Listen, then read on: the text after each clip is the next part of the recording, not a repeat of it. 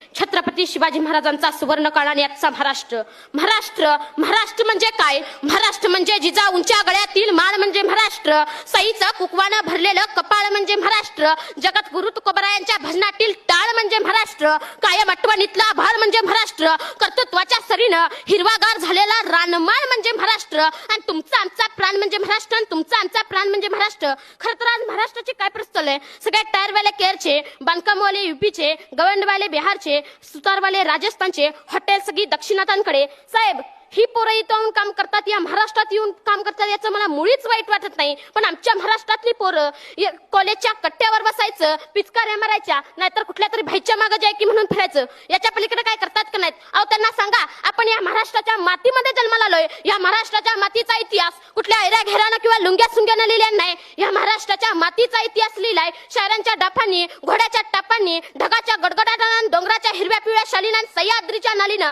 सुकानं मरतो म्हणून घोडकिंडीची पावन खिंड करणारा बाजी प्रभू काय? मानेवरती तीक्ष्ण डोका असताना देखील बचेंगे तो और भिडेंगे म्हणा दत्ताजी शिंदे काय? या महाराष्ट्राच्या मातीसाठी लढणारा तानाजी मालुसरे काय? या महाराष्ट्राच्या मातीमध्ये शत्रूला पाण्यामध्ये दिसणारे संताजी धनाजी काय? हा तर महाराष्ट्राच्या मातीचा इतिहास आहे. तुमच्या तरुण पिढ्यांना तुम्ही समजावून सांगा. आपण असं नानाबराय तुकोबरायांनी सगळ्या महाराष्ट्राला सांगितलं चालायचं कसं, बोलायचं कसं, वागायचं कसं, पण आजच्या जन्माला आलेल्या पोराला सांगावं लागतं की बाबा रे, या महाराष्ट्राच्या मातीसाठी या शिवरायांनी आपला प्राण अर्पण केलाय, आता तुला जीव द्यायची गरज नाही. या मावळ्यांनी या मातीसाठी आपला रक्ताचा अभिषेक घातलाय, तुला आता रक्त सांडायची गरज नाही.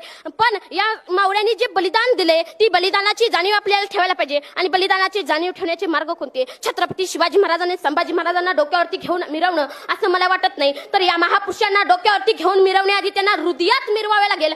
आज इथं किती आईबाप आहेत ज्याने आपल्या पोरांना सांगितलं घाबरायचं नाही, लढायचं. शिवाजीराजे बघ, संभाजीराजे बघ, आयुष्यात कितीतरी संकटे आली, पण पहाडासारखा पोलादी पुरुष आयुष्यात येणाऱ्या संकटापुढे आपली छाती काढून उभा राहिला. किती आईवडिलांनी आपल्या मुलांना संभाजी महाराजांचा इतिहास सांगितला, किती आईवडिलांनी आपल्या मुलांना छत्रपती शाहू महाराजांचा इतिहास सांगितला. जगात असा एकमेव राजा होऊन गेला की ज्याच्या दरबारात एकही नृत्यांगना नाचलेली नाही. हा जगातला एकमेव राजा आहे. आमच्या छत्रपती शिवाजी महाराजांनी आम्हाला सांगितलं की प्रत्येक स्त्री ही माझ्या मराठ्यांच्या घरातली देवता आहे. आणि छत्रपती शिवाजी महाराजांच्या आऊसाहेबांनी म्हणजे आमच्या मासाहेब जिजाऊंनी आम्हाला सांगितलं की प्रत्येक स्त्री ही मराठ्यांच्या या स्वराज्यातल्या घरातल्या माझ्या मायमाऊलीसारखी आहे. तिला माझ्या या स्वराज्यामध्ये आदराचं स्थान आहे. पण त्याच महाराष्ट्रातल्या मराठी मावळ्यांनी